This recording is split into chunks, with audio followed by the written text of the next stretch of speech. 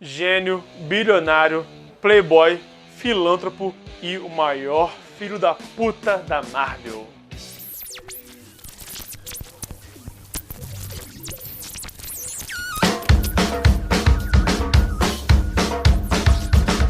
Bom dia, senhoras e senhores! Hoje vamos falar do Homem de Ferro, o anti-herói mais popular da Marvel. Não é por acaso, ele realmente é um cara extremamente carismático, extremamente heróico quando ele bem entende e extremamente humano. Toda a temática dos dilemas de fabricante de arma, os dilemas de alcoolismo do Tony Stark é o que torna ele tão escroto, tão inconveniente, mas ao mesmo tempo tão próximo do público. E é por isso que ele é, sim, um anti-herói extremamente fascinante. Então eu vou começar pelo basicão, pelaquela origem, não vou ficar muito tempo falando da história, de como surgiu o Homem de Ferro, mas é necessário dar aqui uma pincelada nesse assunto. E também vou avisar que eu não vou falar de todas as sagas Marvel, porque ficaria um vídeo de horas, e tem muita saga assim que o Homem de Ferro nem é tão importante. Então, se eu pular uma saga que você gostou, eu peço desculpas, mas eu vou me esforçar para falar das principais. Tony Stark foi uma criança superdotada, adotada por um casal de milionários. Ele entrou na faculdade aos 15 anos de idade e, após a morte dos pais no acidente de carro, assumiu as indústrias Stark. Se você assistiu ao primeiro filme do Homem de Ferro, lembra que ele foi ferido e mantido em cativeiro por terroristas para construir armas e que ele teve ajuda de outro cientista, também em cativeiro, para construir a armadura e fugir. Foi basicamente isso que aconteceu nos quadrinhos, mas os raptores de Tony Stark eram vietnamitas e o cientista era chinês. Outra diferença dos filmes é que o Stark conheceu seu amigo James Rhodes durante sua fuga. E vale lembrar que, graças ao ferimento sofrido no sequestro, o Stark só se manteve vivo graças ao peitoral magnético. Durante muito tempo, Stark disse que o Homem de Ferro era seu guarda-costas, robô e mascote de sua empresa, mantendo suas atividades em segredo. Seus primeiros vilões de destaque foram a Viúva Negra, espiã comunista na época, o Dínamo Vermelho, Anton Vanko, basicamente uma versão russa do Tony Stark, que se tornou funcionário e amigo do herói após a derrota e morreu salvando a vida do Tony Stark. O Homem de Titânio, outro agente da União Soviética que usou o antigo laboratório do Anton Vanko para construir uma versão rústica, porém mais bruta, do Homem de Ferro. E o Mandarim, um aristocrata mestiço de chinês e inglês falido que encontrou 10 anéis de tecnologia alienígena e veio a se tornar o maior vilão do Homem de Ferro. E seus primeiros aliados e primeiros a saberem de sua dupla identidade, além do Rhodes, foram seu motorista e guarda-costas Harold Hogan, o Rap, e sua secretária Virginia Potts, a Peppers. Durante os primeiros anos de publicação, o Homem de Ferro enfrentou principalmente vilões comunistas, mas essa abordagem mudou durante a Guerra do Vietnã, conforme cresceu o repúdio pela guerra entre o próprio público dos quadrinhos. Consequentemente, Tony Stark se tornou pacifista e parou de produzir armas para o governo estadunidense. Pelo final dos anos 60, o Homem de Ferro fabricava tecnologia para a SHIELD, construiu o Quinjet, o jato dos Vingadores, e o indutor de imagem dos X-Men. Nessa mesma época, Tony Stark passou por um transplante de coração e se livrou da sua dependência do peitoral magnético. Foi nos anos 70 que o Homem de Ferro construiu o seu arsenal de armaduras, que variavam de viagem espacial a até furtividade, e também quando Tony Stark desenvolveu os seus problemas com o alcoolismo.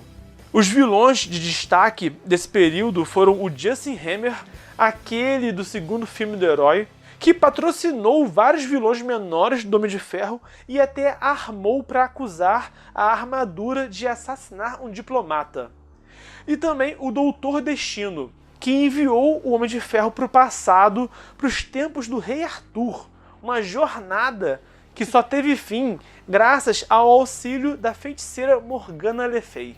Um tempo depois, Obadiah Stane, aquele sócio e vilão do primeiro filme do Homem de Ferro, manipulou Tony Stark de forma que agravasse seus problemas com álcool, levando-o a desistir da armadura e perder o controle de sua empresa para o rival.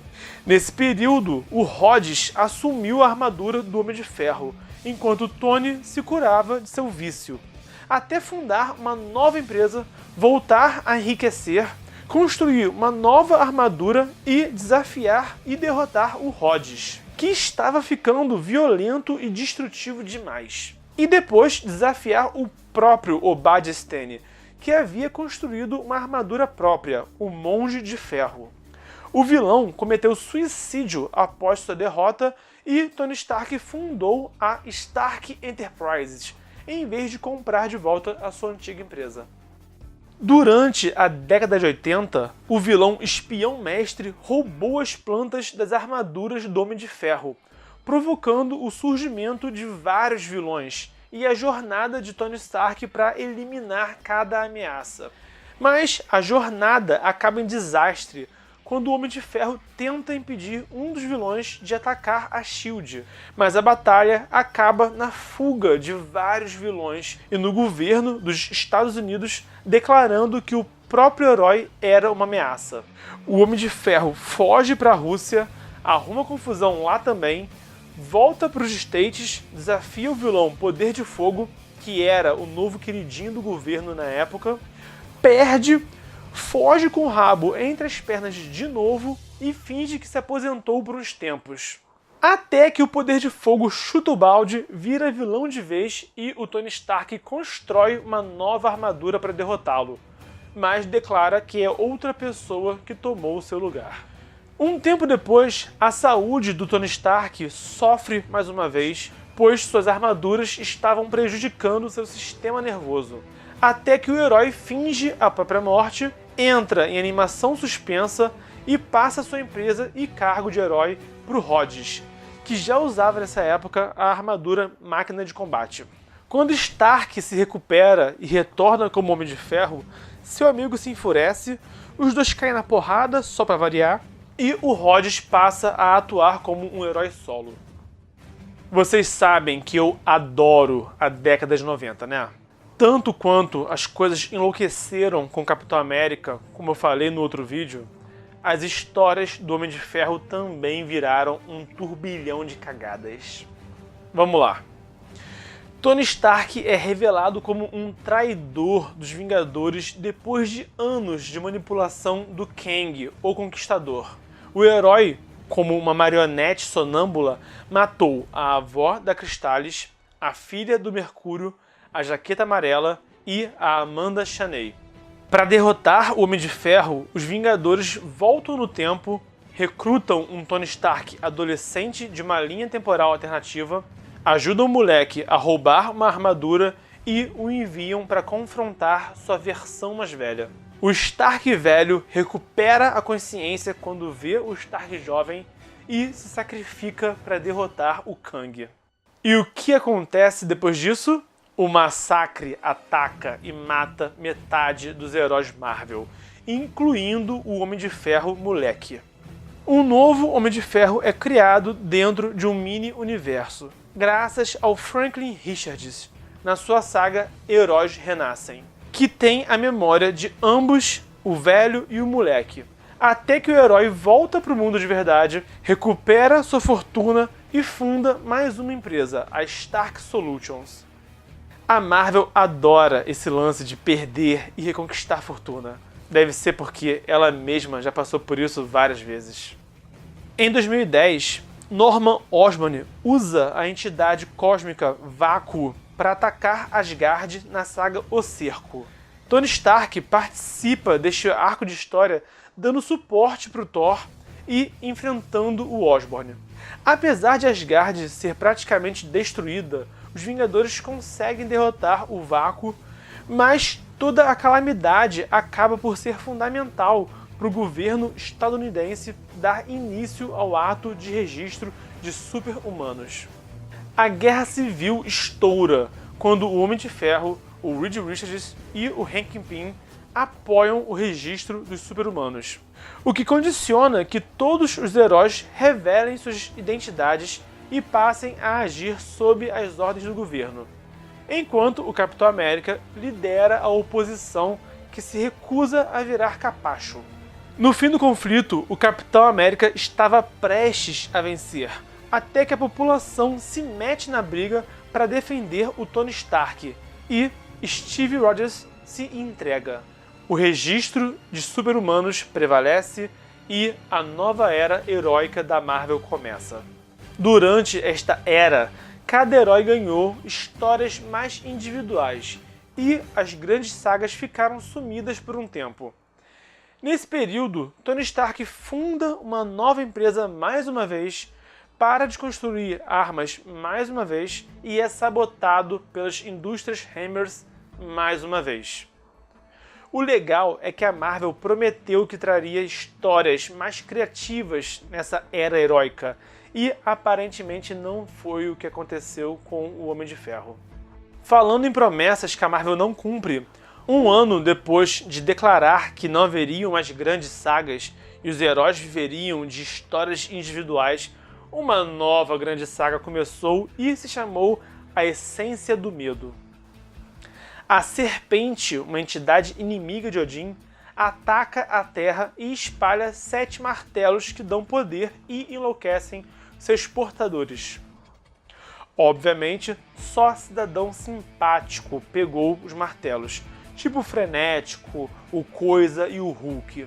Depois de levar uma surra e ver que a Terra estava prestes a ser destruída, Tony Stark consegue uma audiência com Odin e, junto aos anões, constrói uma nova armadura para si e armas mágicas para os heróis conseguirem derrotar a Serpente e seus asseclas.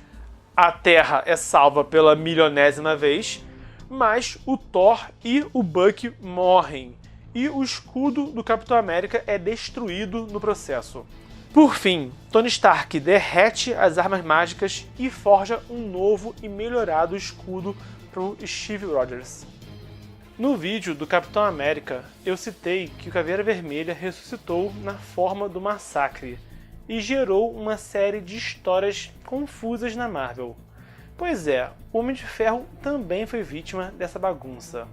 Após a derrota do novo Massacre, o lado mais sombrio da personalidade do Tony veio à tona, pelos motivos cósmicos e estranhos que a Marvel adora inventar. Seu primeiro ato é espalhar a tecnologia Extremis 3.0 de graça para a cidade de São Francisco, permitindo que a população remodelasse o próprio corpo à vontade.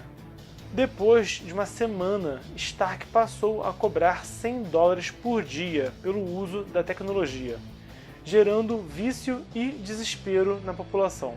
Foi necessário a She-Hulk, o Demolidor e até a Peppers darem sermão no Homem de Ferro, para ele se mancar da merda que estava fazendo. Nessa época, a Marvel meio que deu reboot em suas histórias, meio que não, rolaram uns eventos cósmicos, uma colisão entre universos paralelos, mais porrada entre o Steve Rogers e o Tony Stark, um cataclisma, você sabe, os quadrinhos dizendo que vão acabar, que vão recomeçar, e tudo continuando a mesma bagunça de sempre. Para resumir a bagunça que a Marvel fez, uma nova guerra secreta começou.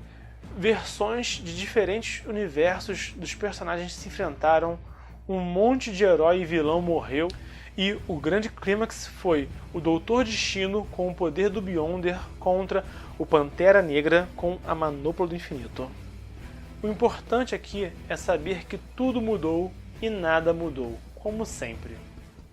A última saga Marvel em que Tony Stark teve participação decisiva foi a Guerra Civil 2, onde um inumano chamado Ulisses surgiu com o poder de prever o futuro, e os heróis entraram em conflito para decidir se deveriam fazer uso do poder ou não. Com o Homem de Ferro liderando os heróis que se opõem a prever o futuro depois da morte do seu amigo Máquina de Combate e mais alguns pelas mãos do Thanos, e do outro lado do conflito a Capitã Marvel liderando os heróis que são a favor do uso dos poderes divinatórios do Ulisses. Não vou falar muito sobre a conclusão da Guerra Civil 2, porque é um evento recente e poderia ser considerado spoiler, mas já foi anunciado que Tony Stark não vai mais exercer o cargo do Homem de Ferro. Em seu lugar estará Riri Williams, uma adolescente negra que construiu um protótipo da armadura do Homem de Ferro no dormitório da faculdade. Sua genialidade e ousadia renderam sua expulsão da faculdade, mas também atraíram a atenção do Tony Stark. E há quem diga que ela é ligeiramente mais inteligente do que ele. E agora, 3 curiosidades sobre o Homem de Ferro. A ideia por trás da criação do Homem de Ferro foi um representante máximo do capitalismo na Guerra Fria. Tudo em torno do Tony Stark representava a guerra, de forma que o Stan Lee desafiou a si mesmo em criar um personagem com todos os elementos mais recriminados pela sociedade, mas que mesmo assim fosse adorado pelo público. Pior que conseguiu. Durante a década de 60, a maioria das cartas de fãs de sexo feminino que a Marvel recebia eram endereçadas ao Homem de Ferro. O próprio Stan Lee afirmou que não costumavam receber cartas de mulheres, e, quando recebiam, eram fãs do Tony Stark. Nos quadrinhos, Pepper, Tony e Happy fizeram um triângulo amoroso, sendo que a secretária e o motorista decidiram se casar e abandonar as indústrias Stark. Ambos ficaram sumidos dos quadrinhos por décadas, até reaparecerem nos filmes, e, consequentemente, nos quadrinhos também, onde Happy morreu na Guerra Civil e Peppers ganhou uma armadura própria, chamada Resgate. E para finalizar, eu deixo a pergunta: qual é a sua saga favorita do Homem de Ferro? Solta o verbo aqui no comentário. E se você é tão nerd e tão louco quanto eu pelo Homem de Ferro, pelo Tony Stark, esse grande de um filho da puta, dá aquele joinha, compartilha na rede social, e se você é novo, se inscreva no canal, a casa é de vocês. Avante, nerds!